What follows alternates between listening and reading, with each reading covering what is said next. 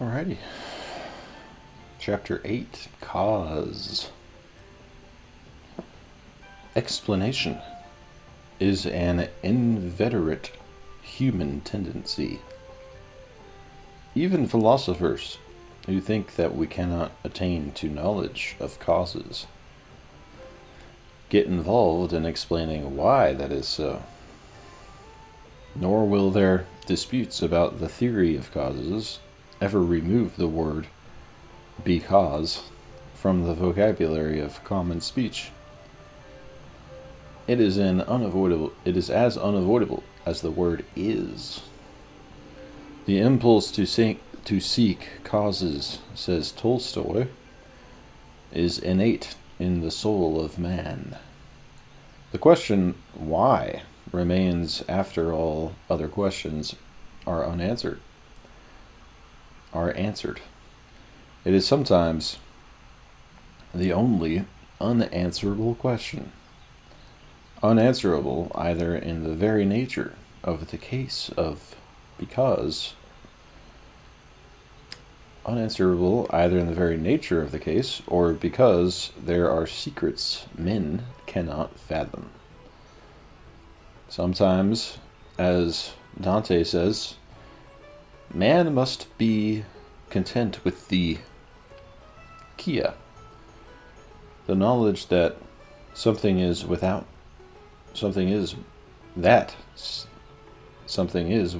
knowing why. Why is the one question which it has been deemed the better part of wisdom not to ask. Yet it has also been thought the one question which holds the key to wisdom. As Virgil writes in one of the most famous lines, Felix qui potuit rerum cognoscere causas. Happy the man who has been able to know the causes of things.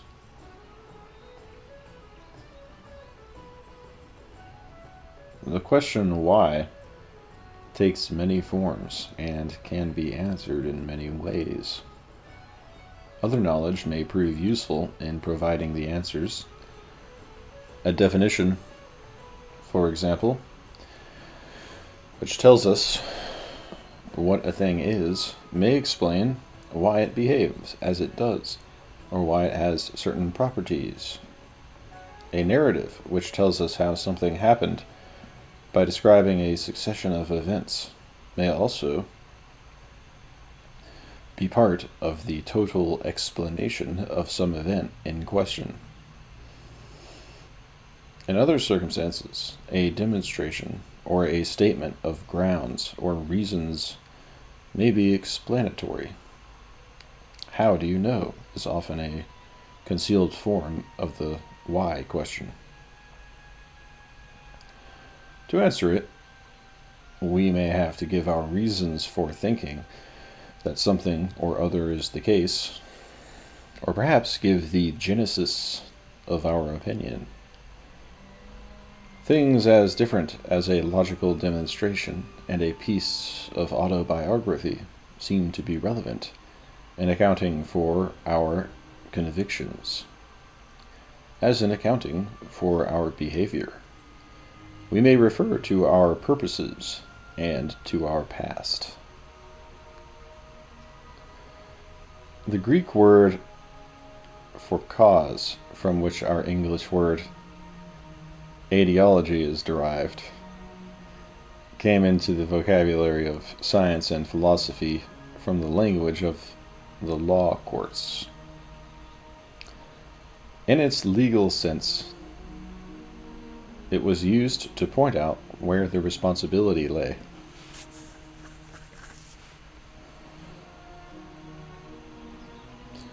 A suit at law is based upon a cause of action. He who demands redress for an injury suffered is expected to place the blame, the charge of responsibility for wrongdoing, the blame or fault which is the cause for legal redress or punishment, naturally calls for excuses, which may include a man's motives. In the context of these legal considerations, two different meanings of cause begin to appear. One man's act is the cause of injury to another, in the sense of being responsible for its occurrence. If the act was intentional, it probably had a cause in the purpose which motivated it.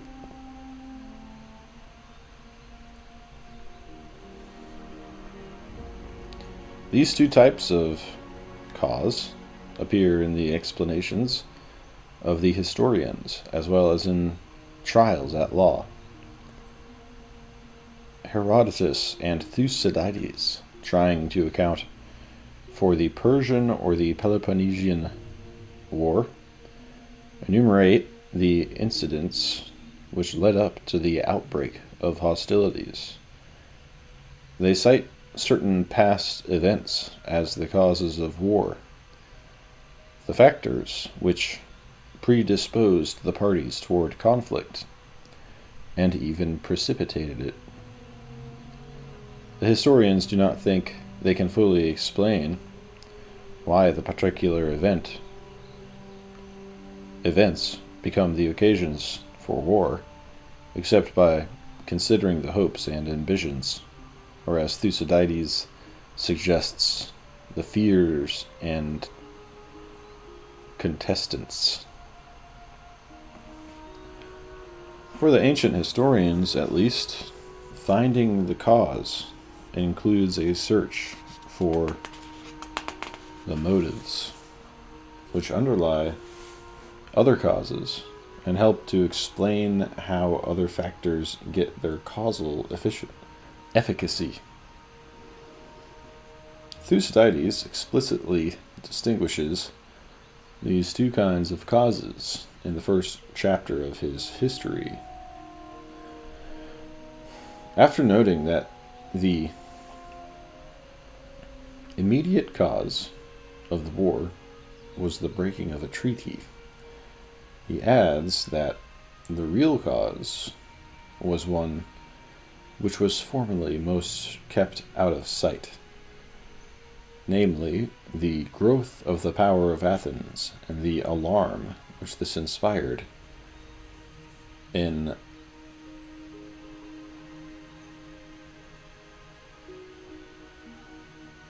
Lacedaemon.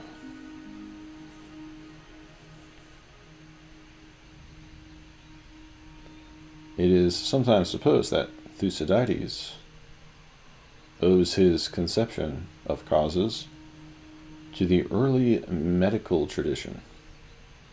That might very well be the case, for Hippocrates constantly seeks the natural causes of disease, and his analysis of various factors involved in any particular disease, he tries to distinguish between the predisposing and the exciting causes. But the classification of causes was not completed in the Athenian law courts, in the Greek interpretation of history, or in the early practice of medicine.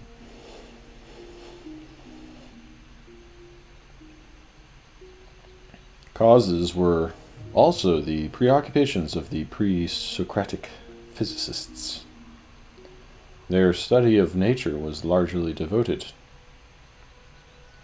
to an analysis of the principles, elements, and causes of change. Concerned with the problem of change in general, not merely with human action, or particular phenomena such as crime, war, or disease. Greek scientists or philosophers, from Thales and Anaxagoras to Empedocles, Democritus, Plato, and Aristotle, Try to discover the causes involved in any change.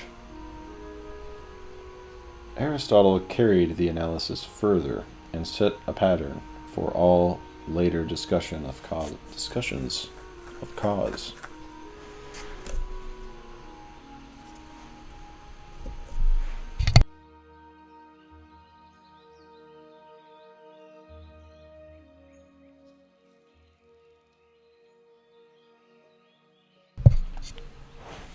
The explanation of a thing, according to Aristotle, must answer all of the queries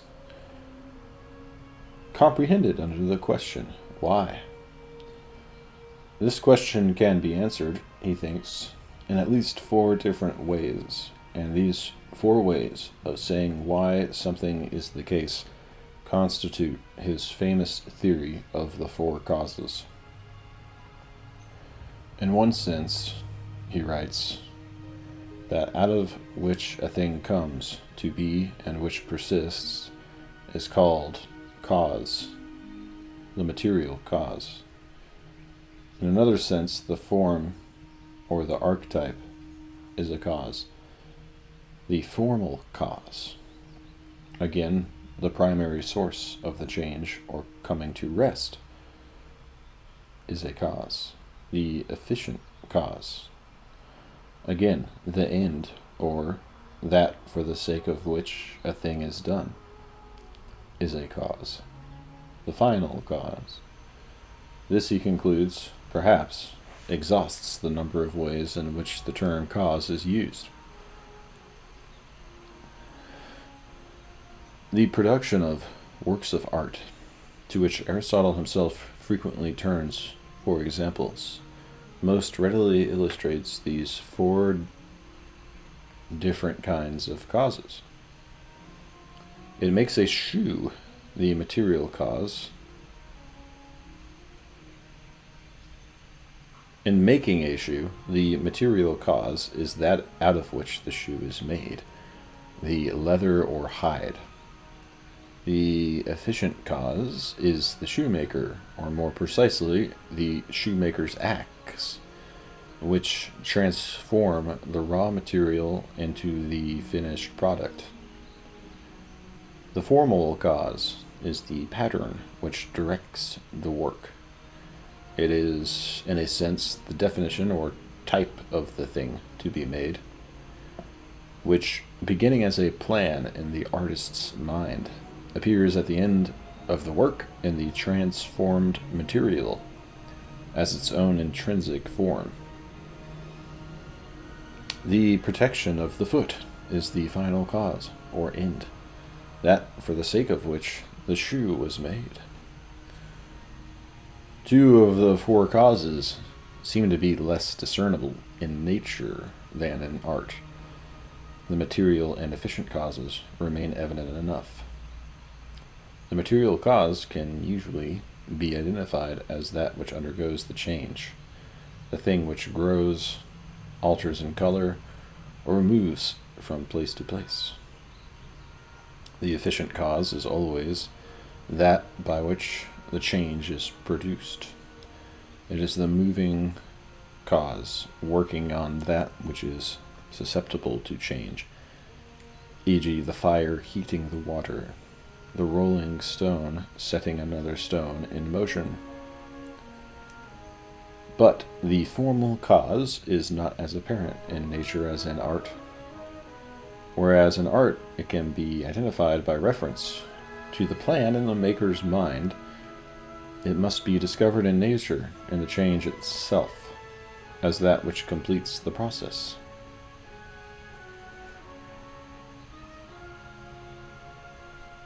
For example, the redness which the apple takes on in ripening is the formal cause of its alteration in color. The trouble with the final cause is that it so often tends to be inseparable from the formal cause. For unless some extrinsic purpose can be found for a natural change, some end beyond itself which the change serves, The final cause, or that for the sake of which the change took place, is no other than the quality or form which the matter assumes as a result of its transformation.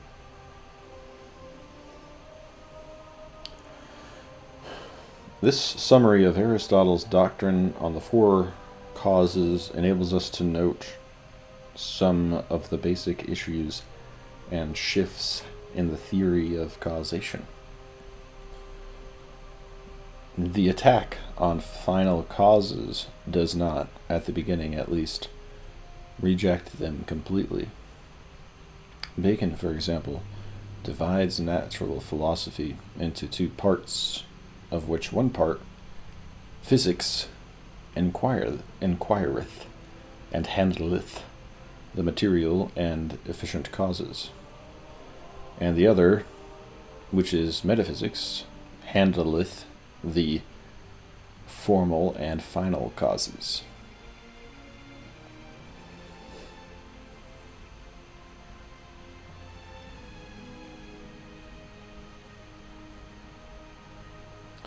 This material, formal and final causes. The error of his predecessors, of which he complains, is their failure to separate these two types of inquiry.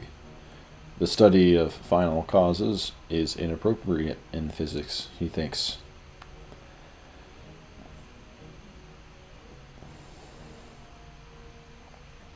This misplacing, Bacon comments, hath caused a deficiency, or at least a great improficiency, in the sciences themselves.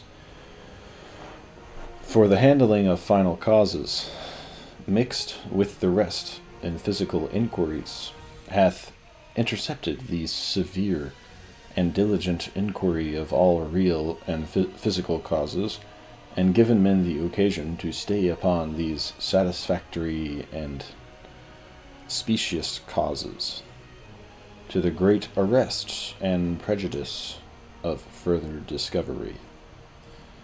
On this score he charges Plato, Aristotle, and Galen with impeding the development of science, not because final causes are not true and worthy to be inquired, being kept within their own providence, but because their excursions into the limits of physical causes hath bred a vastness and solitude in that tract.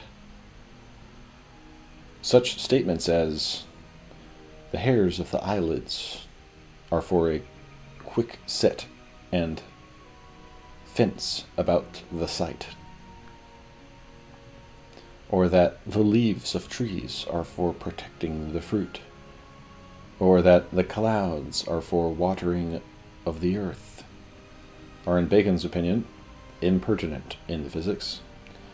He therefore praises the mechanical philosophy of Democritus. It seems to him to inquire into the particularities of physical causes, better than that of Aristotle and Plato, whereof both intermingled final causes, the one as a part of theology, the other as a part of logic.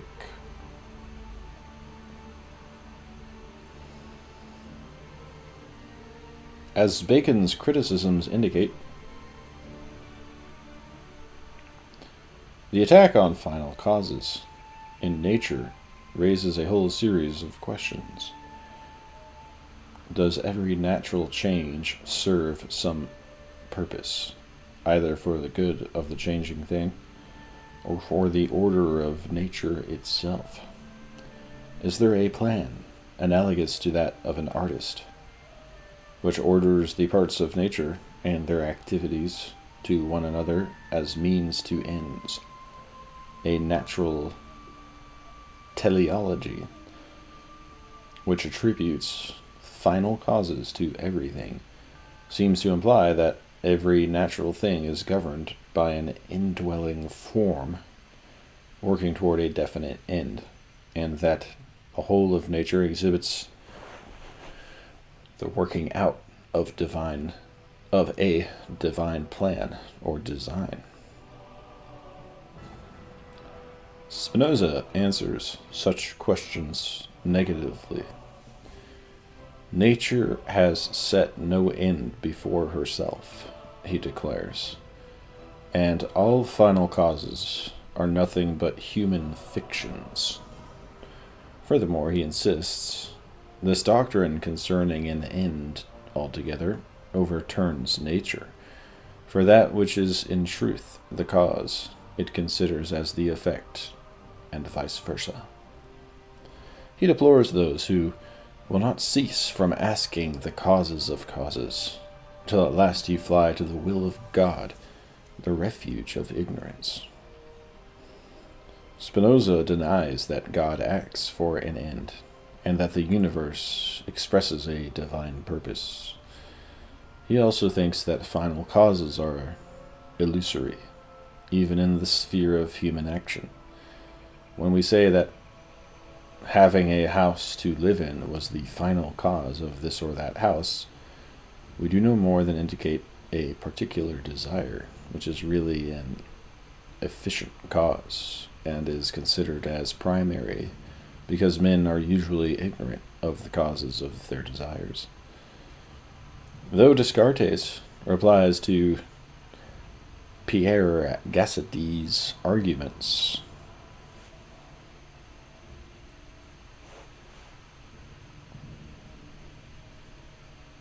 Gassendi, on behalf of final causality, by saying that they should be referred to the efficient cause, his position more closely resembles that of Bacon than of Spinoza. When we behold the use of the various parts in plants and animals, we may be led to admire the God who brings these into existence.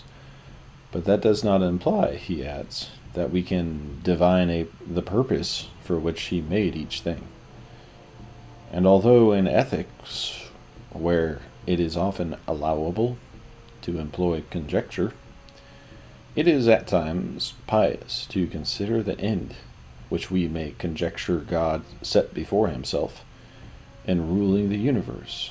Certainly in physics, where everything should rest upon the securest arguments, it is futile to do so. The elimination of final causes from natural science leads Descartes to formulate Harvey's discoveries concerning the motion of the heart and blood in purely mechanical terms. But Harvey himself, as Boyle points out in his disquisition about the final causes of natural things, interprets organic structures in terms of their functional utility, and Boyle defends the soundness of Harvey's method, employing final causes, against Descartes.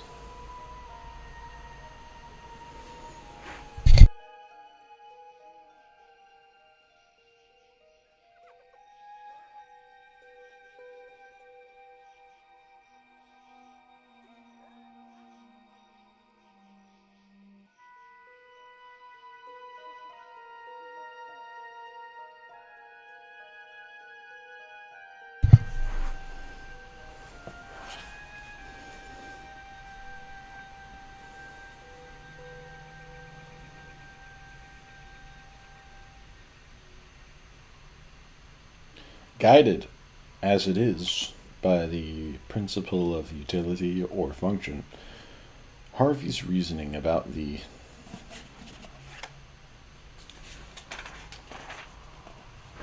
circulation of the blood, especially its venal and arterial flow, in relation to the action of the lungs, appeals to final causes. He remarks upon the need of arguing from the final cause in his work on animal generation.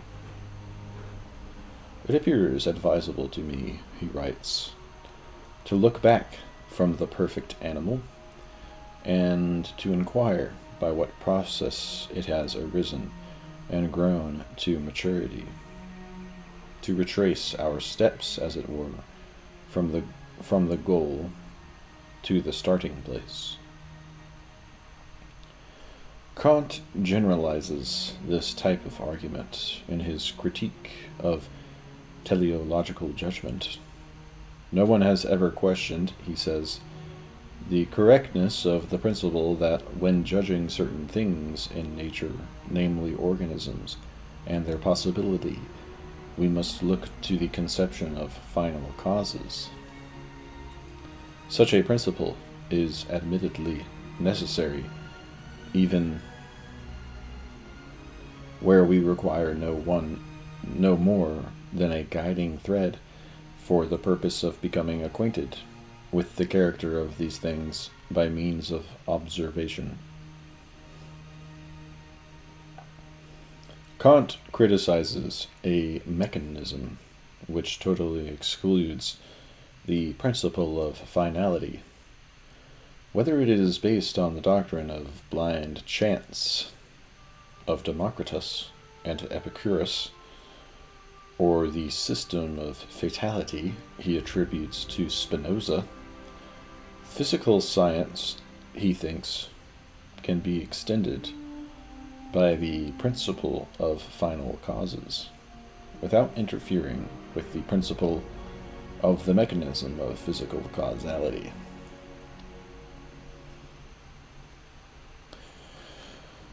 The tendency to dispense with final causes seems to prevail, however, in the science of mechanics, and especially in the domain of inanimate nature.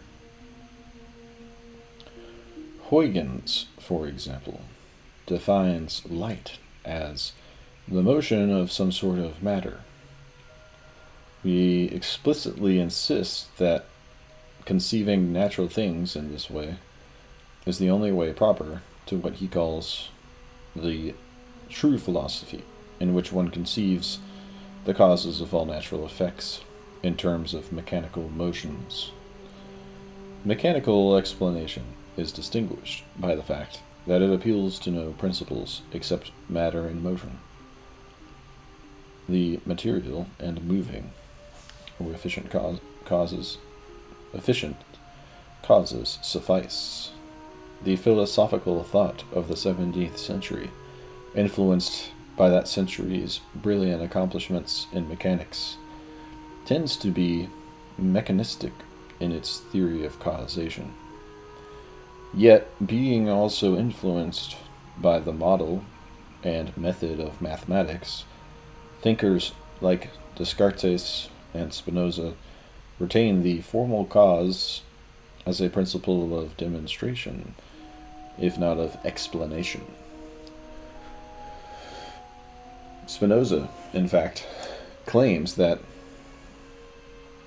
the reliance upon final causes would have been sufficient to keep the human race in darkness to all eternity, if mathematics, which does not deal with ends, but with the essences and properties of forms, had not placed before us another rule of truth. Nevertheless, the tendency to restrict causality to efficiency, a motion producing a motion, gains headway. By the time Hume questions man's ability to know causes, the term cause signifies only efficiency, understood as the energy expended in producing an effect. Hume's doubt concerning our ability to know causes presupposes this conception of cause and effect, which asserts that there is some connection between them, some power in the one by which it infallibly produces the other. The identification of cause with the efficient type of cause becomes a commonly accepted notion, even among those who do not agree with Hume, that we are ignorant of the manner in which bodies operate on each other, and that their force and energy is entirely incomprehensible to us.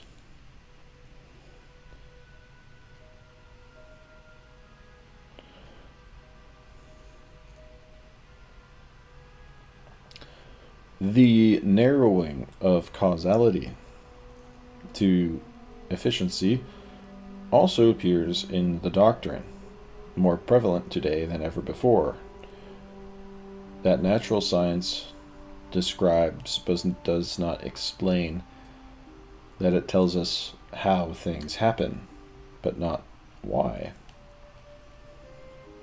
If it does not require the scientist to avoid all reference to causes, it does limit him to the one type of causality which can be expressed in terms of sequences and correlations. The exclusion of all causes except the efficient tends furthermore to reduce the causal order to nothing but the relation of cause and effect.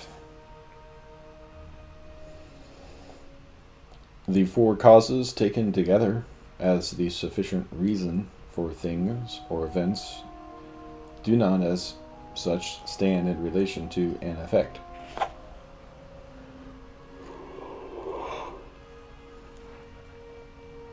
In the other conception of causation, the causal order relates the four causes to one another. Of the four causes of any change or act, the first, says Aquinas, is the final cause, the reason of which is that matter does not receive form, save insofar as it is moved by an agent, for nothing reduces itself from potentiality to act, but an agent does not move except from the intention of an end. Hence, in operation, the order of the four causes is final, efficient, material, and formal. Or as Aquinas states it, first comes goodness and the end, moving the agent to act. Secondly, the action of the agent, moving to the form. Thirdly comes the form.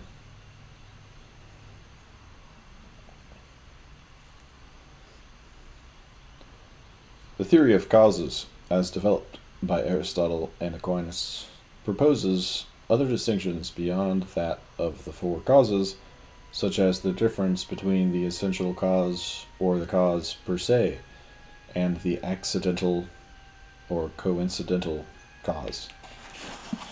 As indicated in the chapter on change, it is in terms of coincidental causes that Aristotle speaks of chance as a cause.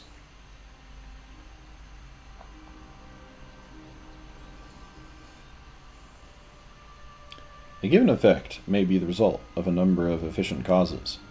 Sometimes these form a series, as when one body in motion sets another in motion, and that moves a third. Or, to take another example, a man is the cause of his grandson only through having begotten a son who later begets a son.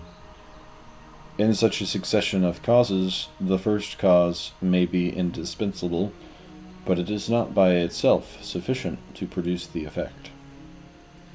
With respect to the effect, which it fails to produce unless other causes intervene, it is an accidental cause. In contrast, an essential cause is one which, by its operation, immediately brings the effect into existence. Sometimes, however, a number of efficient causes may be involved simultaneously, rather than successively, in the production of a single effect. They may be related to one another as cause and effect, rather than by mere coincidence. One cause may be the essential cause of another, which in turn is the essential cause of the effect. When two causes are thus simultaneously related to the same effect, Aquinas calls one the principal, the other the instrumental cause. And he gives as an example the action of a workman sawing wood. The action of the saw causes a shaping of the wood, but it is instrumental to the operation of the principal cause, which is the action of the workman using the saw.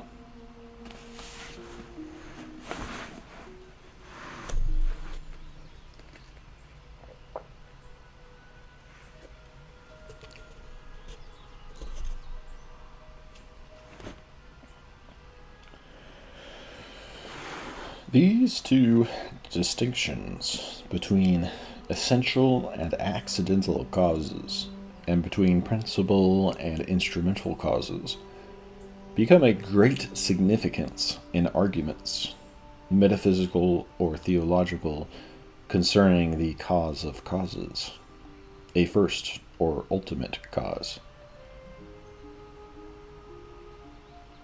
Aristotle's proof of a prime mover, for example, depends upon the proposition that there cannot be an innate number of causes for a given effect.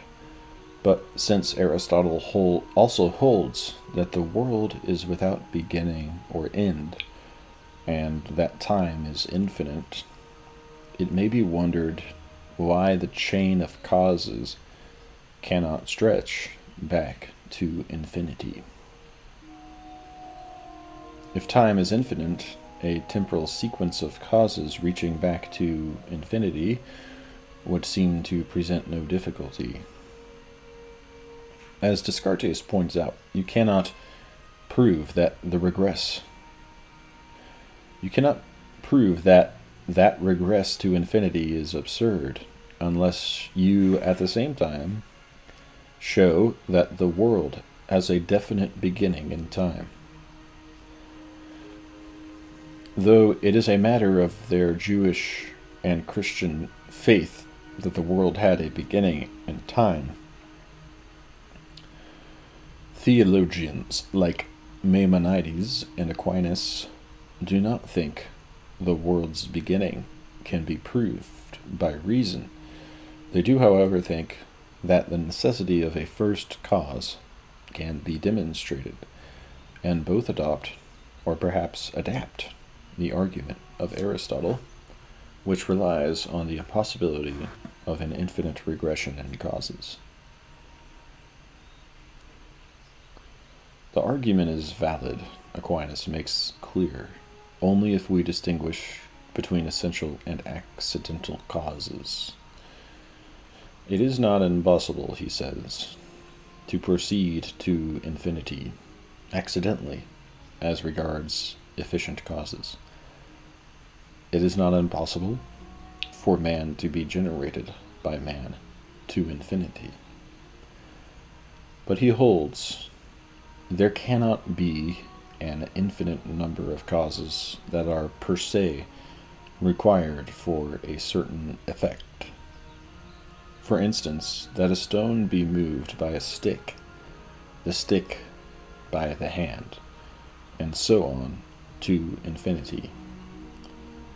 In the latter case, it should be observed, the cooperating causes are simultaneous, and so if there were an infinity of them, that would not require an infinite time. The crux of the argument, therefore, lies either in the impossibility of an infinite number of simultaneous causes, or in the impossibility of an infinite number of causes related to one another as instrumental to principal cause. Among causes so related, Descartes, like Aquinas, argues that there must be one first or principal cause. In the case of causes which are so connected and subordinated to one another, that no action on the part of the lower is possible without the activity of the higher. E.g.,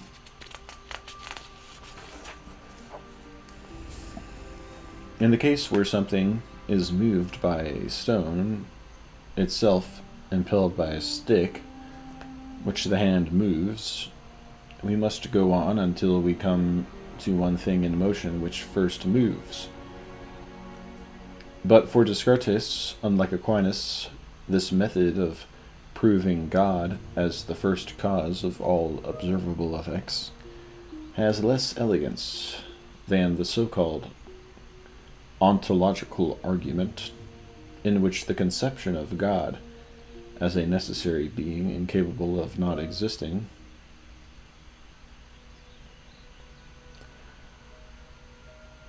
immediately implies his existence. The argument from effect to cause is traditionally called a posteriori reasoning, in contrast to a priori reasoning, from cause to effect.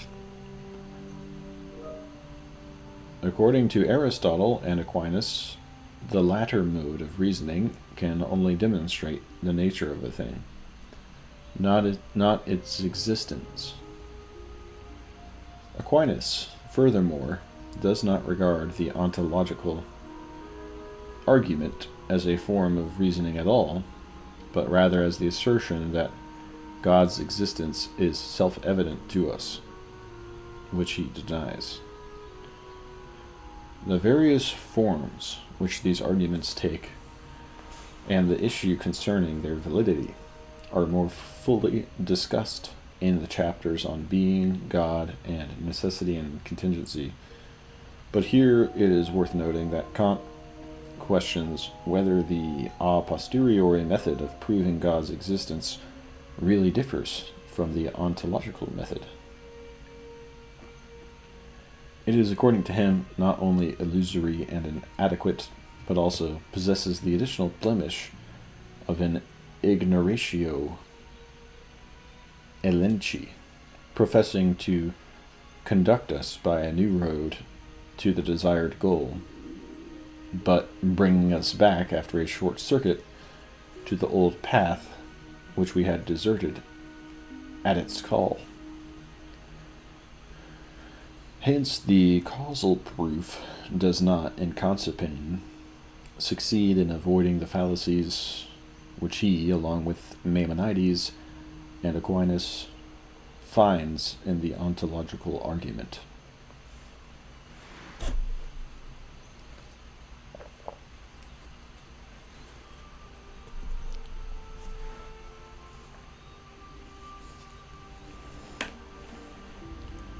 The analysis of causation figures critically in the speculation of the theologians concerning creation, providence, and the government of the world.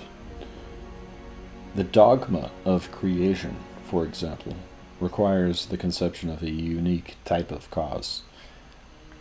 Even if the world always existed, a supposition which, as we have seen, is contrary to Jewish and Christian faith, but not to reason, the religious belief in a creator would remain a belief in that unique cause, without whose action to preserve its being at every moment the world would cease to be.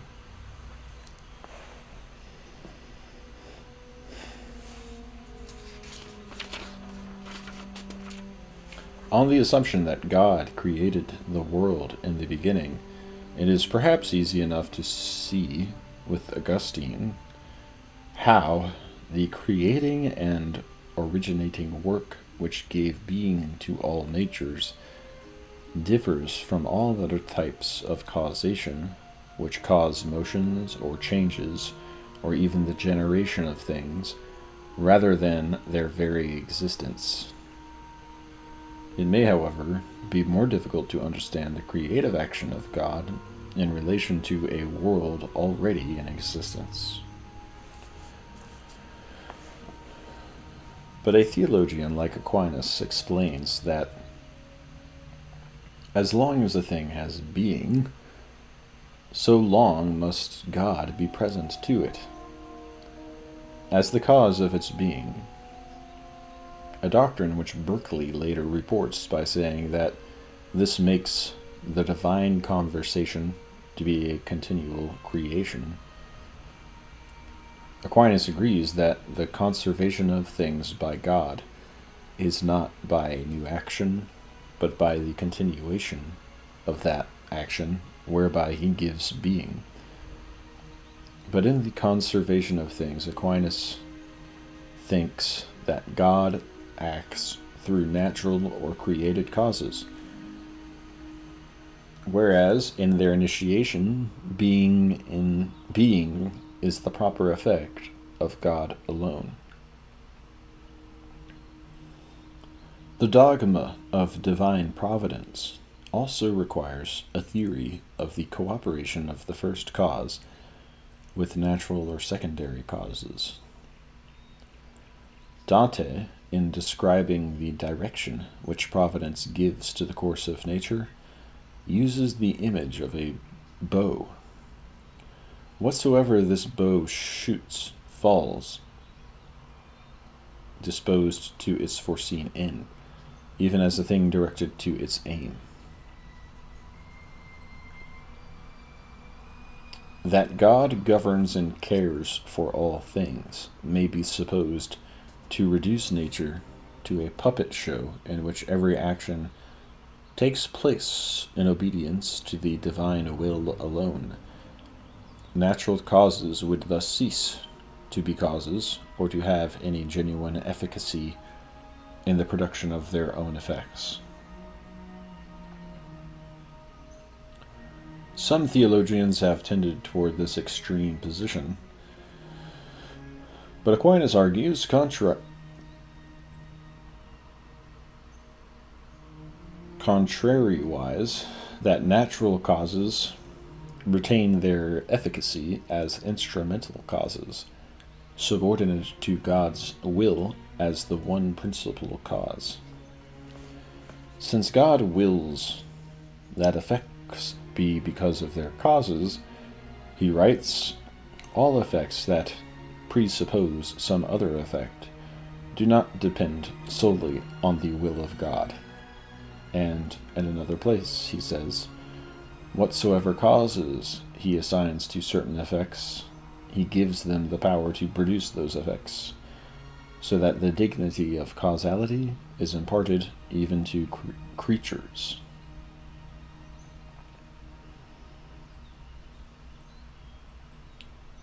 Dignity of causality.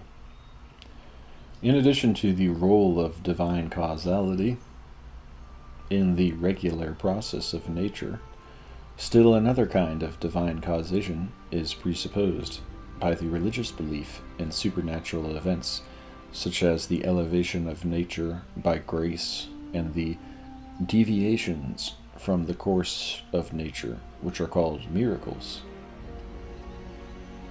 All these considerations, and especially the matter of God's miraculous intervention in the regular course of nature, have been subjects of dispute among theologians and philosophers, and sometimes physicists and historians.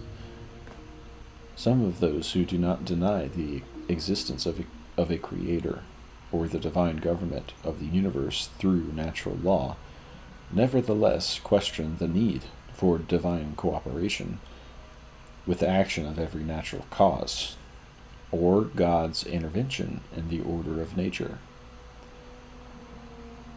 Throughout these controversies, the theory of causes defines the issue and determines the lines of opposing argument.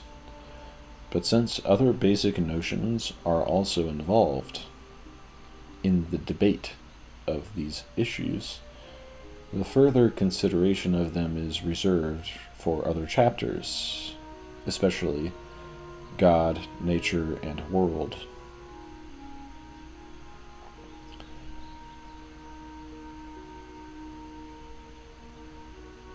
The discussion of cause takes a new turn in modern times. The new issues arise not from different interpretations of the principle of causality, but from the skeptic's doubts concerning our ability to know the causes of things, and from the tendency of the physical sciences to limit or even to abandon the investigation of causes.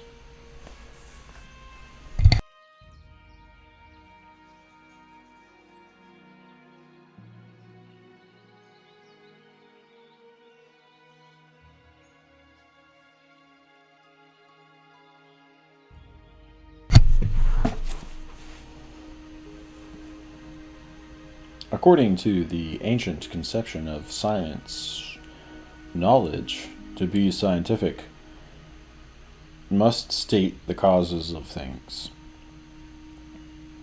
The essence of scientific method, according to the posterior analytics of Aristotle, consists in using causes both to define and to demonstrate. Sometimes genus and differentia are translated into material and formal causes. Sometimes a thing is defined genetically by reference to its efficient cause, and sometimes teleologically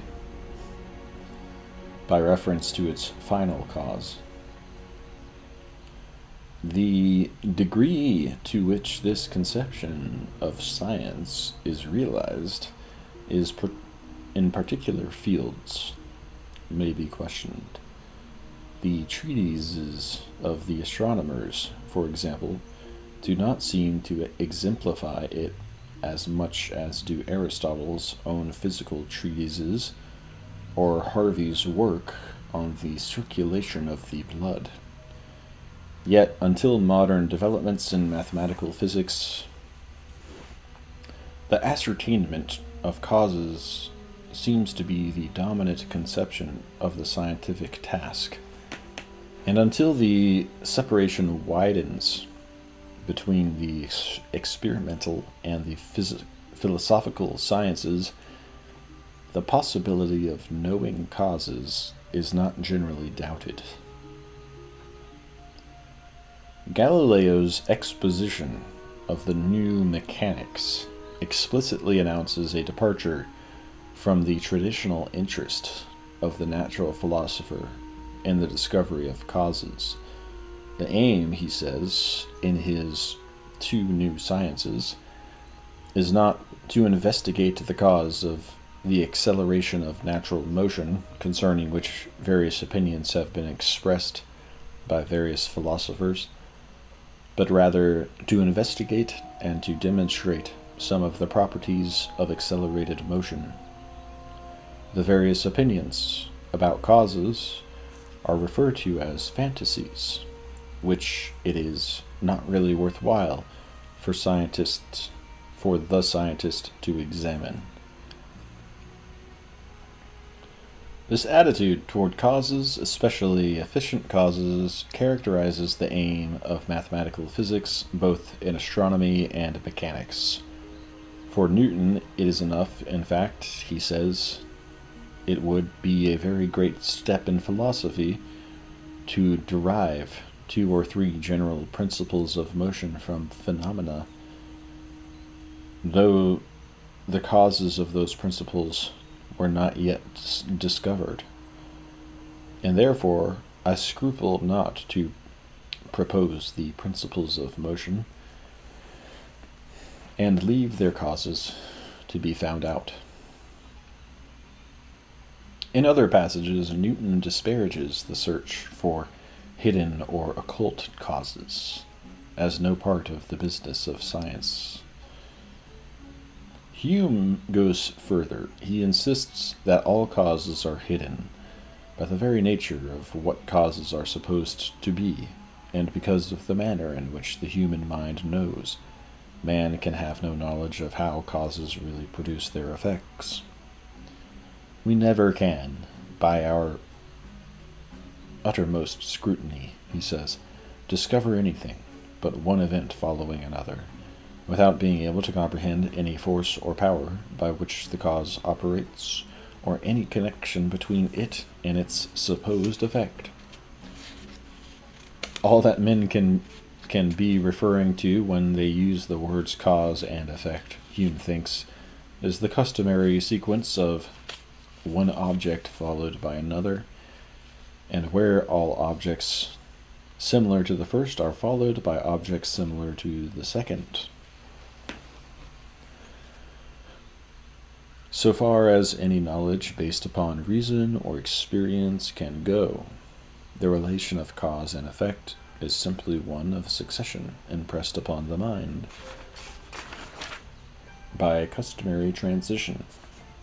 That one event leads to another becomes more and more probable, but never more than probable, as the sequence recurs more and more frequently in experience.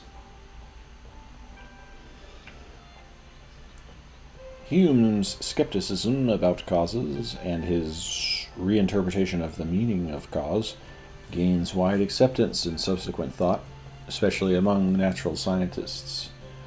William James, for example, considering the principle that nothing can happen without a cause, declares that we have no definite idea of what we mean by cause, or what causality consists in.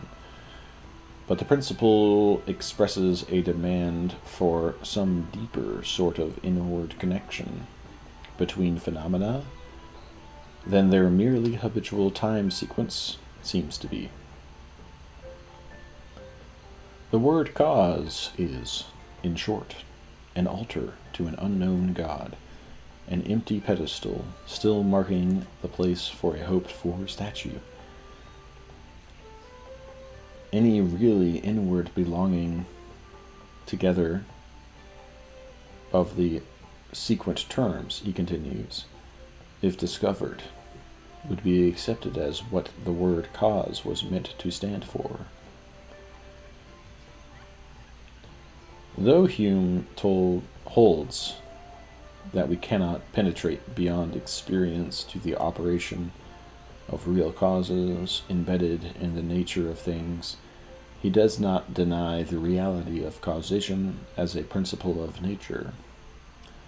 On the contrary, he denies that anything happens by chance, or that any natural occurrence can be uncaused. It is universally allowed, Hume says with approval, that nothing exists without a cause of its existence, and that chance, when strictly examined, is a mere negative word, and means not any real power which has anywhere a being in nature.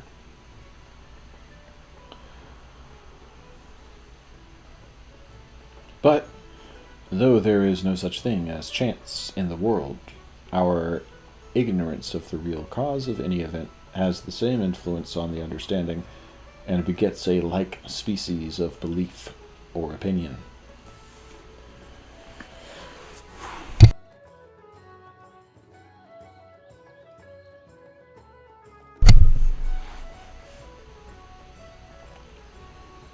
In other words, Hume's position seems to be that man's ignorance of real causes and the mere probability of his opinions about customary sequences of cause and effect indicate human limitations, not limits to causal determination in the order of nature itself.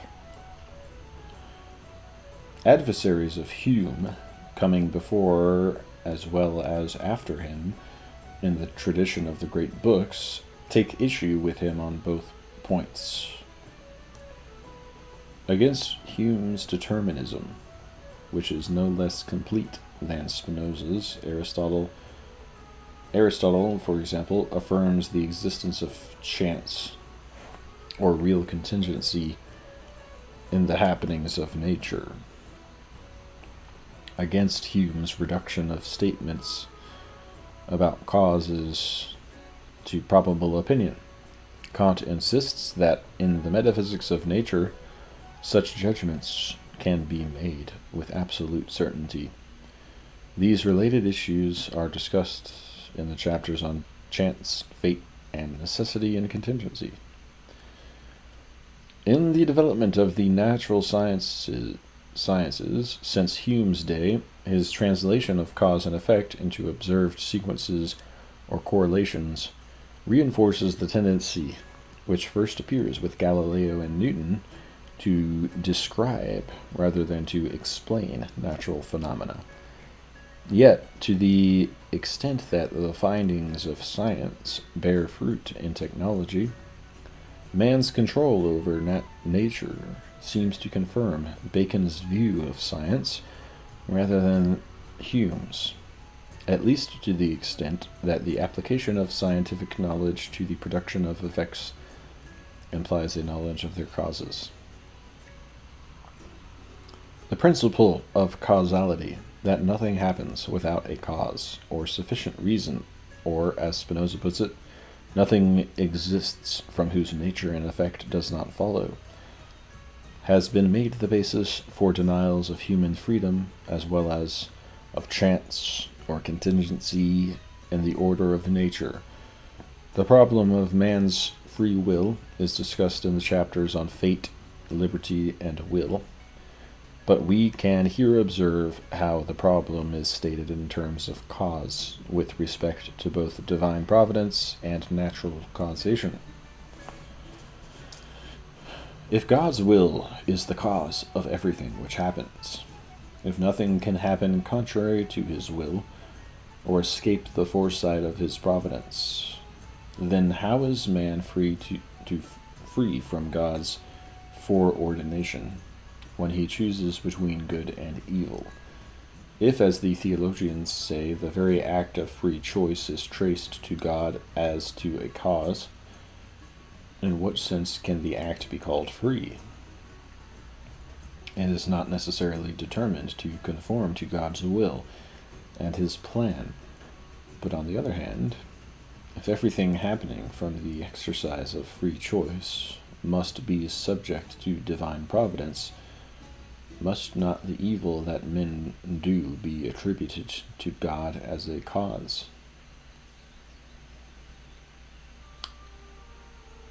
The problem takes another form for the scientist, who thinks only in terms of natural causes, especially if he affirms a reign of causality in nature from which nothing is exempt. Just as for the theologians, nothing is exempt from God's will. Since the realm of nature includes human nature, must not human acts be caused, as are all other natural events?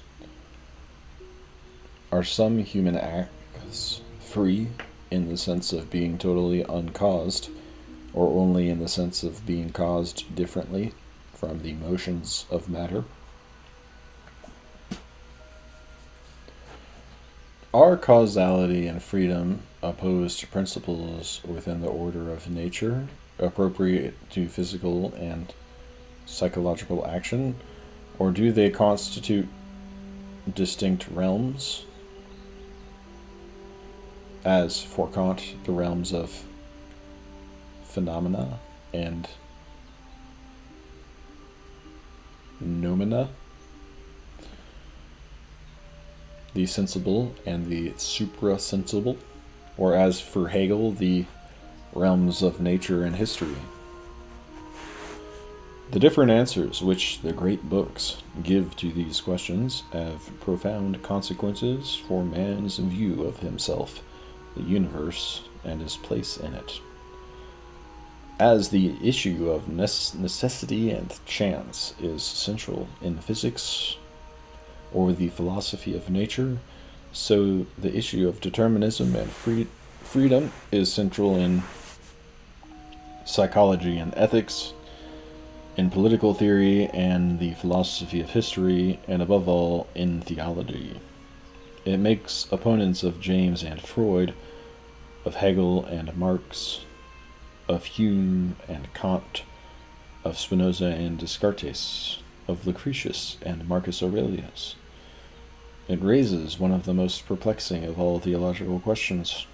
For Augustine, Aquinas, Pascal, and for the two great poets of God's will and man's freedom, Dante and Milton.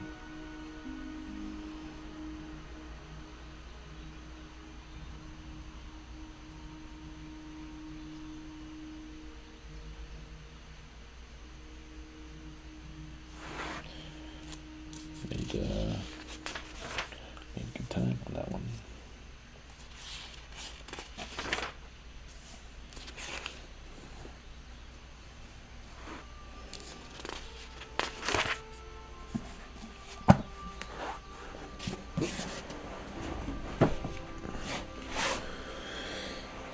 Yeah, I think you can.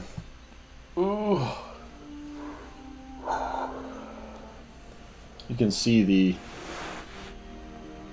natural tendency for a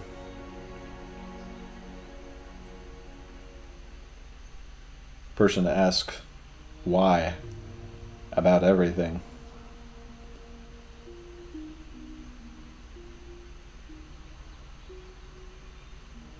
You know, most prevalent in children. And I think the reason, well, maybe not the reason, but something that happens when they get an answer is that they understand more about a particular thing in relation to the world. And it's enjoyable to understand that when it makes sense, the fact that things seem to exist harmoniously in the world is pleasing when you understand it. But if you keep asking why, all the way to why is there anything at all in the first place, you can't really frame that within a wider realm.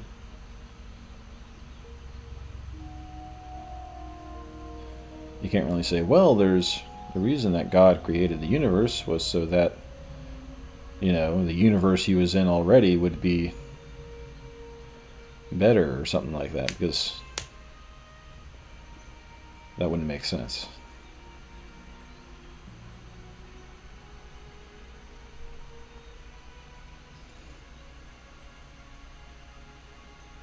So at some point, you just say, there is no reason why.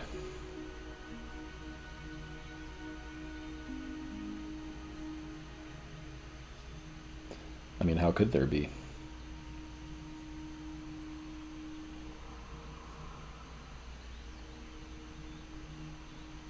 There's no reason why everything exists.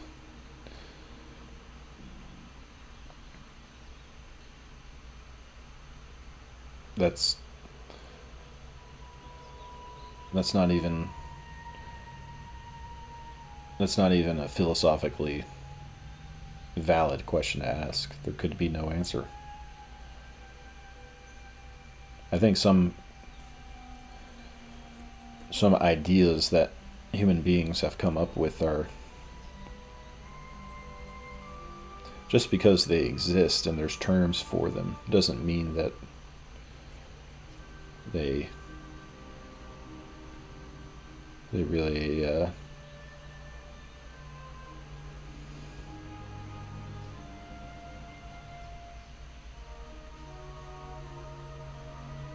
are ideas with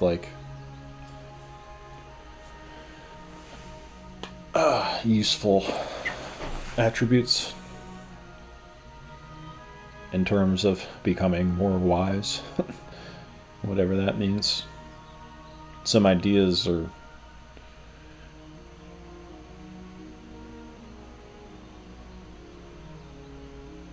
I think, like some of these guys say, based on are illusory, or like illusions, fantasies, phantasms, unrealities. But at the same time, just because you can conceive them in your mind, it makes them real and valid in a way. Maybe valid as examples of something that is not the case. But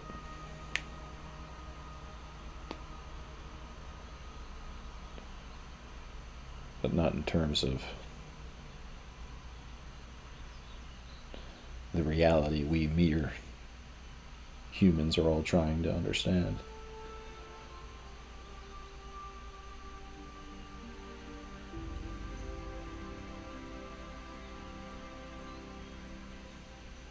Applying them to the nature of reality.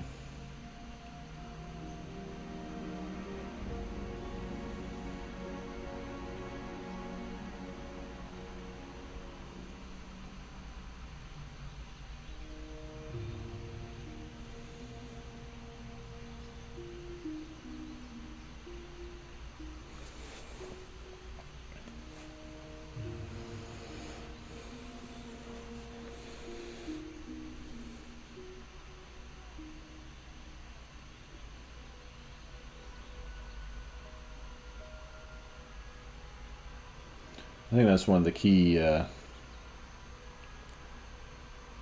key things that separates the theologians from everybody else is I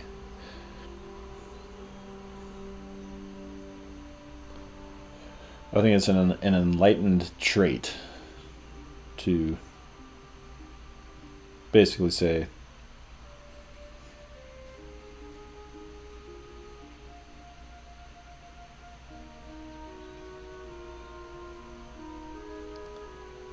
to believe that there's some greater cause or intelligence beyond man, behind the universe.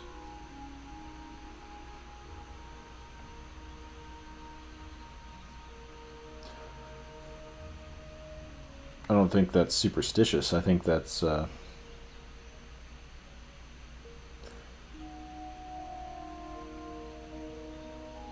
at least in the Christian or Jewish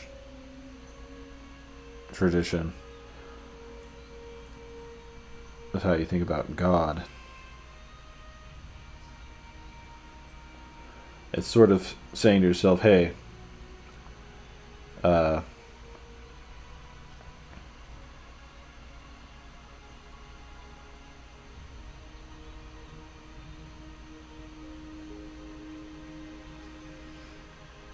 there are things, in order to become wiser and more, enlightened,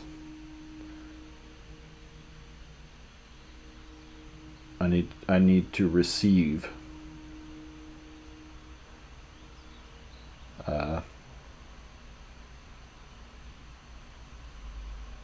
that from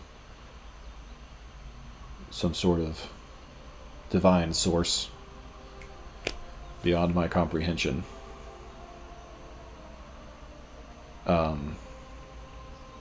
And that first of all, that's even possible in the first place,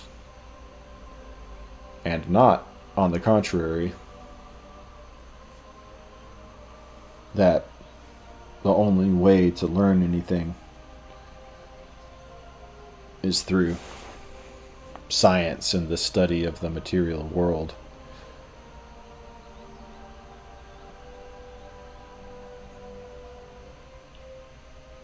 I think when you do that,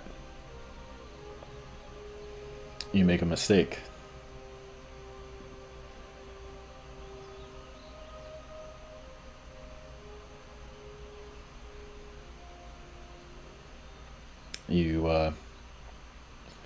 You believe that you know more about yourself than you ought to.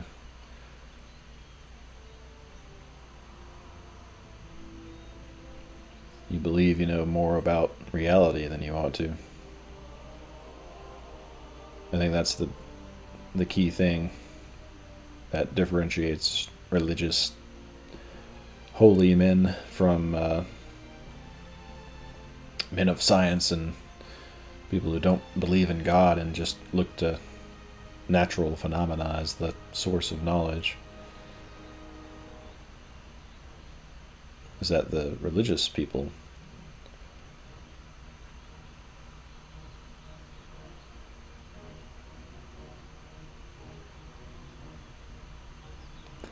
they have a more humble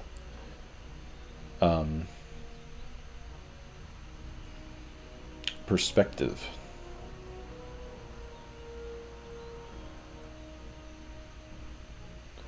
They acknowledge the fact that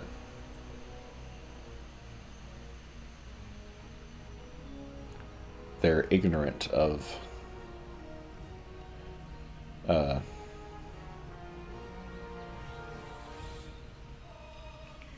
what they are, what the world is, and that they're sort of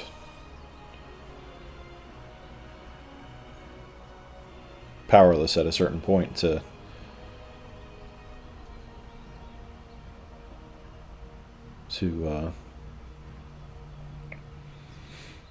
really grasp it.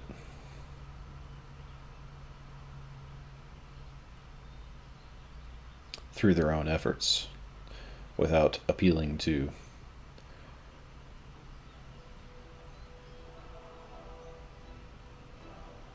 somebody else who they are guessing is there, really.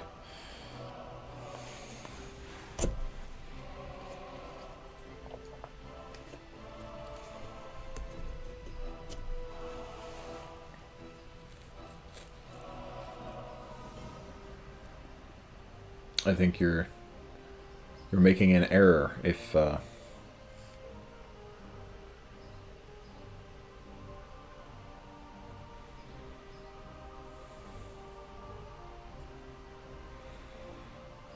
you deny what appears to be self-evident.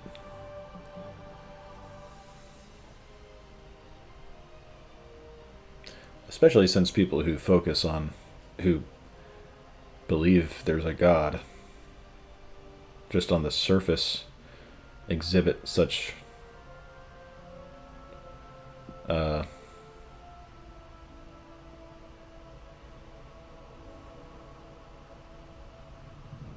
remarkable qualities compared to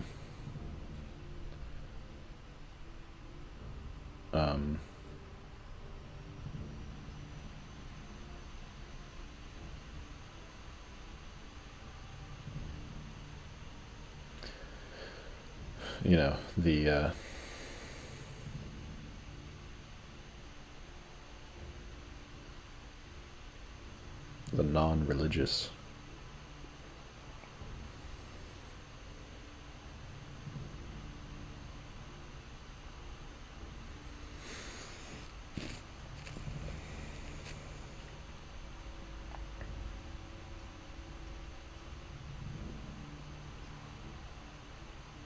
To the point where they'll suffer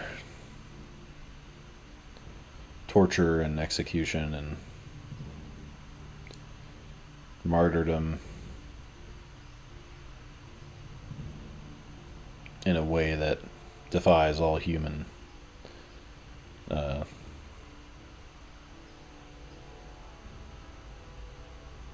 that I've ever seen anything like that, but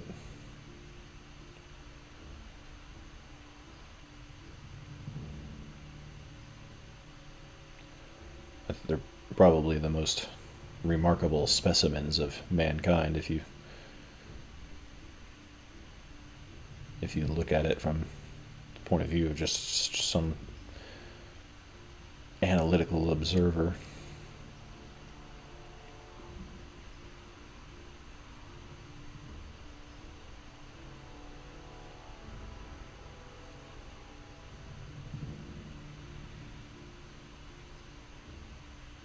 the saints, Catholic saints.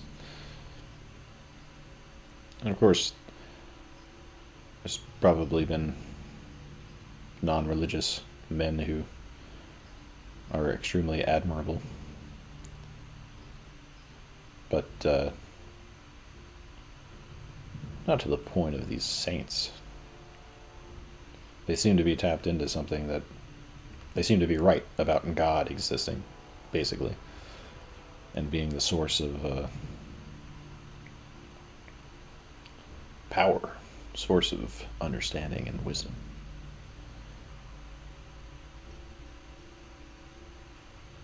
Through imparted to mankind through means that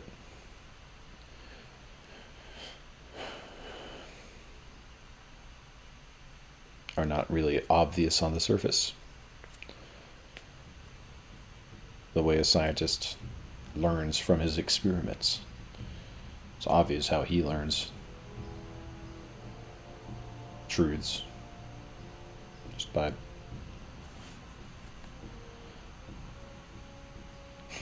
coming up with a repeatable little series of actions.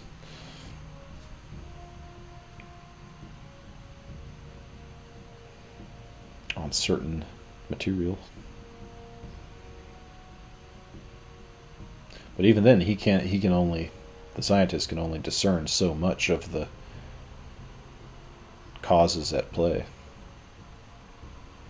When he really digs down deep, he can't, like Hume was saying, nobody can really explain what's happening.